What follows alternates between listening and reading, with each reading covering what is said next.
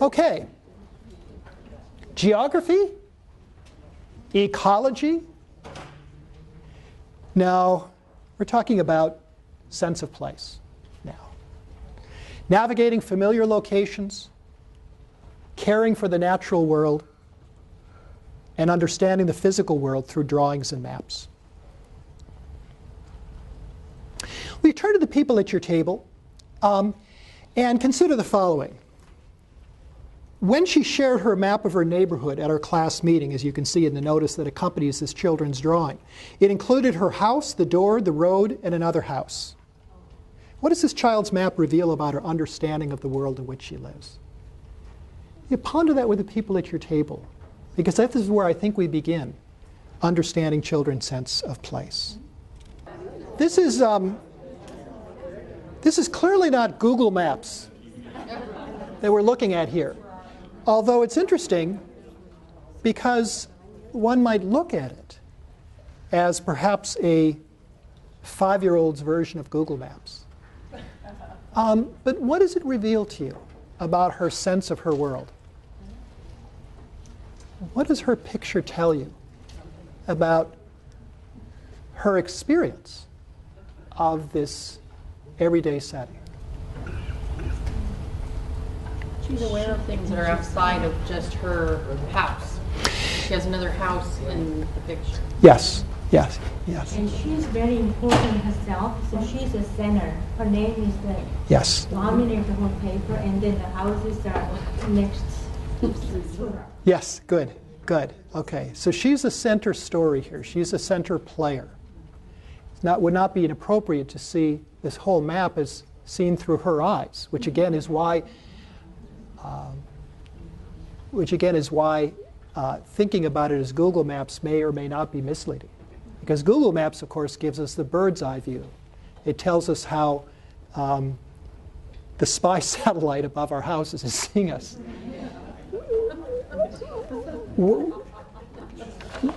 When she, by contrast, is showing us what her experience of it is. Other comments about this picture, about what it tells us about her own view of things? I wonder if she spends a lot of time walking on the street rather than being driven down that street. And notice that there are two parts to this road. And you wonder what they're representing in her experience because they're marked off as distinctive. They aren't the same. And she talks about the other house, and we don't know if that house next door. Right. Is it a mile away? But something about that other house has, drawn her attention. Right. Yeah, there's something important about that other house. You were going to... I was just going to relate more of like the sensory experiential Yeah. nature of this as Right. opposed to connecting things in different time and space. Yes, yes. So this is very direct experiential. And there's a lot one might speculate about this picture. For example, is this house seen from the front? If so, it's not a Google house. It's not being seen from the top. Those aren't chimneys, I'll bet. Are they windows? Are they people? What is that spot on the first walkway? Is that Wenshi? What are those scribbles off to the left of the walk? Is that foliage? What is that that's in the other house? Is that a door? Is that a window? Is that a person? Just feels like there's a big story narrative Yes. behind Yes, those yes. few words and those few symbols. Yeah. So when we were developing this learning foundation having to do with child's sense of place, the part of it, the substrand that aroused the greatest reaction was the third one having to do with the children's developing mapping skills. And for a while I thought, well, maybe this is just one of those areas that developmental researchers become captivated by that has absolutely no practical significance whatsoever. But I looked at Wenshi's map and I realized, well, no. It's how children represent their world that is why maps are important. Not whether they can get us from my house to Scoey accurately with no false starts, but rather what it conveys about her own intuitive, visceral, sensory experience of her world. And how maps, as in this photograph, can become a forum for conversations with children about that world and about their place in it. So that's why I thought this was a wonderful way to begin this discussion. As you know, young children, from very early on, from the first year of life, count on the familiarity of everyday locations to create order and predictability to their daily experience. Those environments can begin with the home setting in which they have grown up, many of them, in which they live and feel very comfortable. It could include other children's homes where they may go regularly on play dates or neighbors that they visit. It includes, of course, the preschool setting that is becoming and is a very important location for a child's daily experience. It can also include other neighborhood settings like parks where parents take them regularly.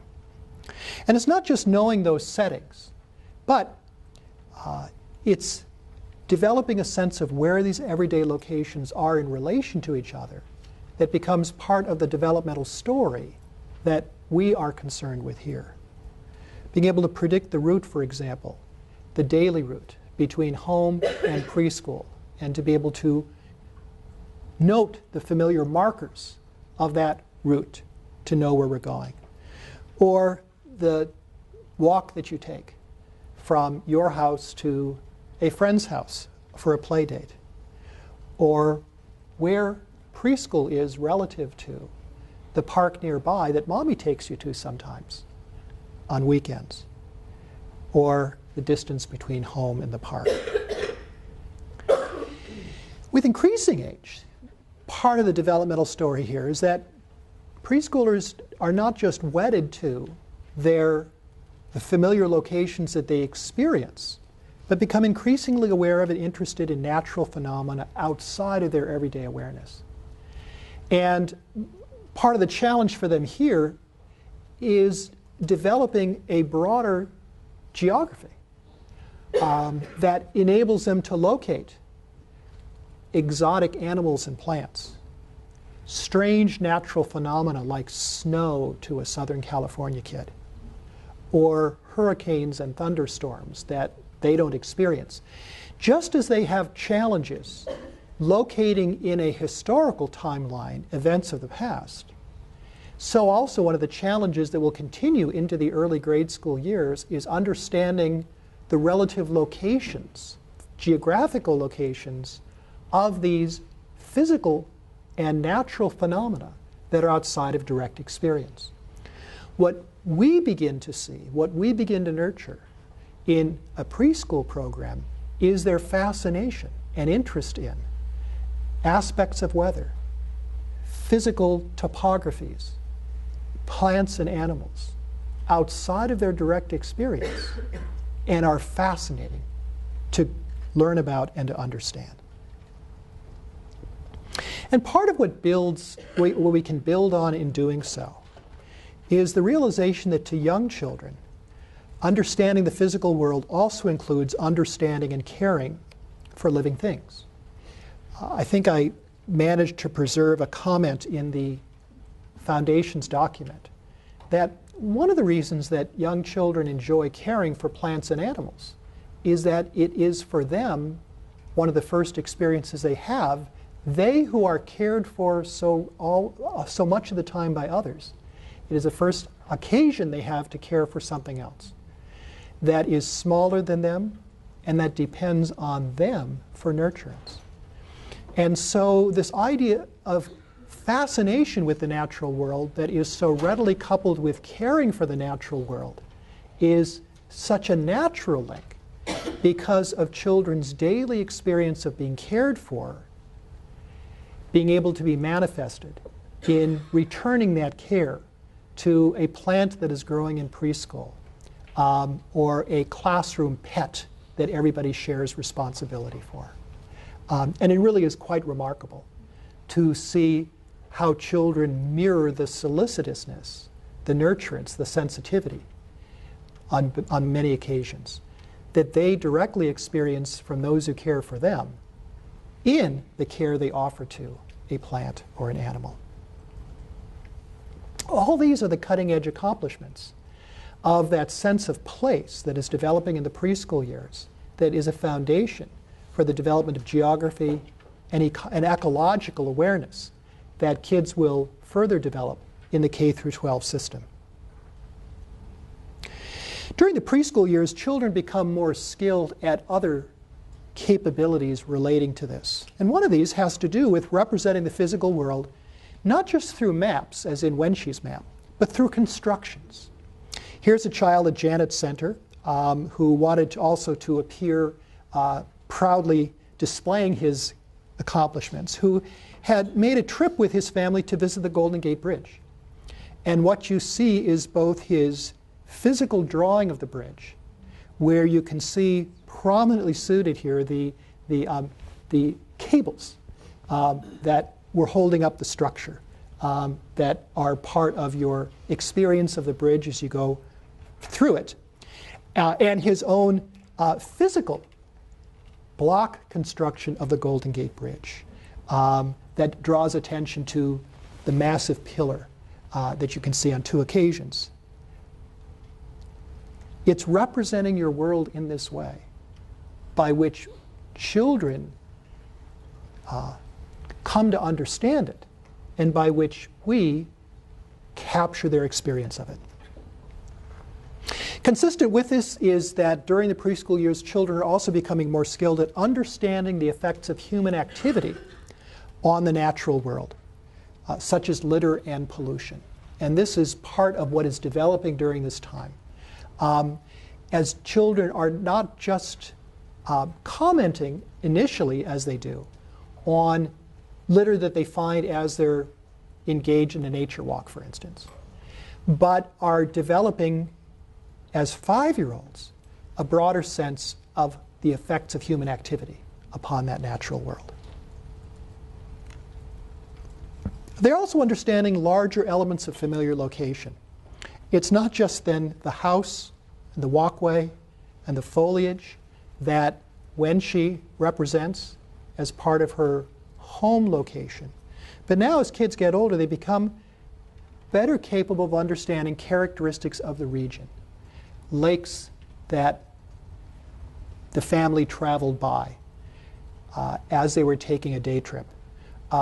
The mountains that children in Sacramento, for example, can see as they look to the horizon. Or if you are making a trip to San Francisco, it's not just the bridge, but the bay that the bridge is spanning that now become of great interest. Typical weather patterns. And as kids reach the end of the preschool years, understanding how the weather patterns that are part of their natural experience compare with the weather patterns of people living elsewhere. And as you can see in this particular case, having read stories about mountains and volcanoes, this child represents it in a sand sculpture. So it is these accomplishments in the preschool years that lead to 3 of the substrands having to do with a sense of place. The first of these, called Navigating Family Locations, draws our attention to how children's awareness of these locations is expanding during the preschool period. In the 4th year, children readily identify characteristics of familiar locations and the route between them. And they can also begin to use simple directional language, although with varying degrees of accuracy. So this is when children, for example, are beginning to anticipate where they're going as mother is driving him on a familiar route to preschool or a park. By 60 months of age, now the horizon has expanded to include larger ecologies, hills and streams, weather patterns, the distances between familiar locations, understanding that certain things are farther away from home than other things are, and comparing characteristics of where you live with where other people live. One of the examples describes a child of this age telling a teacher, "My grandpa lives where it gets real cold in the winter, much colder than here, it even snows." Or knowing that her cousins live far away because it takes a long time to get to her cousin's house by car. And so you get a sense of an expanding world here, a world that is extending beyond immediate perceptual experience, as in Wenxi's map. Another substrand relates to caring for the natural world. This also, as I mentioned earlier, overlaps with some of the science substrands. At around 48 months, children are obviously interested in nature. This occurs well before this age. And they understand the need to take care of nature, such as their response to litter and the importance of watering plants. By about 60 months of age, there's interest in a wider range of elements of the natural world, such as snow, hurricanes, things outside of immediate experience, and children are much better skilled at connecting human activity with the environment. Putting trash in trash cans, for example. I use the example of recycling here because it's something that at least to those of us in Davis, children are very familiar with. The tricky thing about recycling is that for kids of this age, understanding the connection between putting cans and bottles in a particular container and helping the environment is a very conceptually challenging one. Well, it's conceptually challenging for most of us. And this is where recycling, which is a practice that many children may be familiar with, can be a forum for talking about the effects of human activity on the environment. Sort of beginning with picking things up so that animals do not become trapped in bottles or things do not clog up streams. And then moving on to talking about reusing things so that we don't have to make more of them. And then finally, there's this wonderful substrand on understanding the physical world through drawings and maps, where at 48 months, you can see that children can use drawings, maps, with adults' help, globes even, to refer to the physical world. They're not as readily making them on their own. And of course, they're often unclear about the use of map symbols, as I still am. But understanding, for instance, that a red line on a map does not mean that the road it represents is red, can be very confusing to kids of this age. But there are remarkable strides by the time you get into the 5th year, where kids now, as you can see in some of our examples, are creating their own drawings, maps, and models. They're more skilled at using these artifacts for simple directional references, as well as for problem solving. I mean, it can be a wonderful activity to create a treasure map that leads to a destination and use it to observe the developing skills children have to use the representational model of a map in order to navigate in their own familiar location. And that's really nicely illustrated in this last figure I have here, where in one of the classrooms, what you have on this particular bulletin board is a remarkable combination of both a child-generated map, and then you have a couple of teacher-generated maps and figures that were used as part of classroom activities.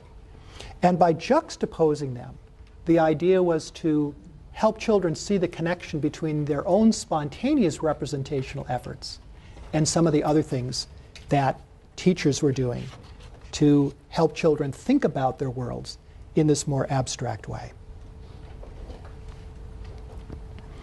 So with this in mind, turning to the curriculum frameworks, how do we help young children develop a better sense of place?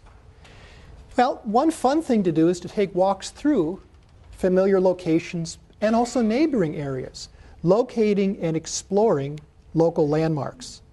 Now, that can take place in the form of a nature walk if your program is located in an area that is conducive to that, or traveling to a park. But I gotta say that one of the most provocative places, at least some of the preschoolers that I've worked with find fascinating, is going to a construction site. I don't know if this is the influence of Bob the Builder or not, but I have never seen preschoolers be willing to be so still and with focused attention. It's one of these instances where you realize that their self-regulatory capacities can be impressive when they're mobilized in the pursuit of something that interests them. But enabling them to think about a broader world through direct experience.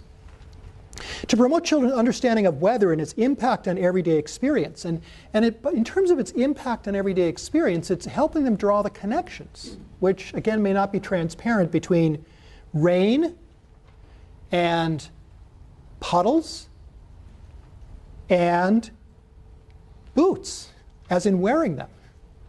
So we dress differently when it rains outside. We dress differently now than when it is during the summer, and understanding those connections. We'll have another example of rain gear after the break. To play games about how to get from here to there, involving alternate routes, sometimes involving songs.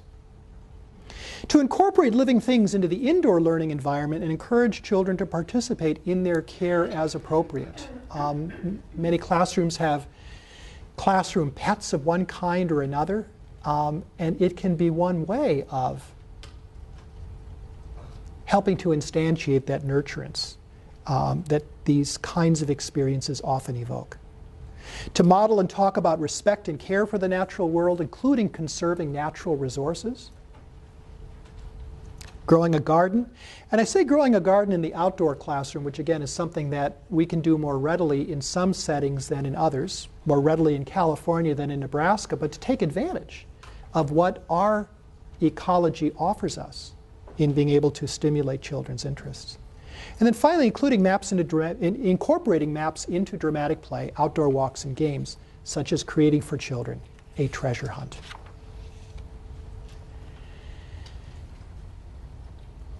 What other ideas do you have? Since I know that fostering an interest in nature, in children's locations, is something that is of interest to all of us. What kind of suggestions come from your experience? And what other questions and comments do you have about this strand? I'll share with you a grandchild story. We were in Disneyland and my grandson was about 4, and right next to us there was a huge construction site. And he could see it from the balcony. He wanted to stay there rather than go to Disneyland. Yes.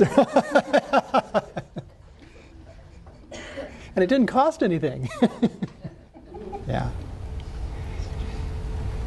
I was just thinking about the connection between the awareness of one's own needs and ability to provide self-care.